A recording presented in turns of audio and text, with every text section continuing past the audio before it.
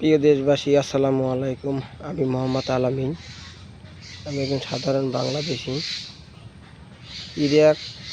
Iran ইসরায়েলের যুদ্ধ এখন বর্তমানে সমাপ্তি হয়েছে। যুদ্ধবিরতি আলোচনায় তারা রাজি হয়েছে, যুদ্ধবিরতি হয়েছে। কতদূর যুদ্ধবিরতিতে অগ্রসর হয়েছে তা তো বলতে পারি না, আন্তর্জাতিক মহল বলতে পারবে। বিশ্বের ইসলামিক ওআইসি যারা দেশগুলো আছেন বড় বড়, তারা এই যুদ্ধের জন্য বন্ধের জন্য অনেক চেষ্টা করছে, তাদের অবদান আছে। আমরা সাধারণ বাংলাদেশি সাধারণ জনগণ, যারা বাংলাদেশ সরকার, এরা যুদ্ধ পছন্দ করে না আর যুদ্ধ চায় না। আমরা কোনো গ্যাঞ্জাম করিও না আর করতেও চাই না। শান্তিতে থাকতে চাই, শান্তিতে কাজকাম করতে চাই।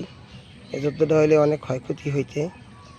এই যুদ্ধে ভারতের কিছু কিছু লোক, তারা এই যুদ্ধে ইসরায়েলের পক্ষ হইয়া দেশের নাগরিক মুসাদের হইয়া কাজ করিয়া অনেক পারমাণবিক বিজ্ঞানী, সেনা কর্মকর্তা এবং অনেক লোক মারা গেছে।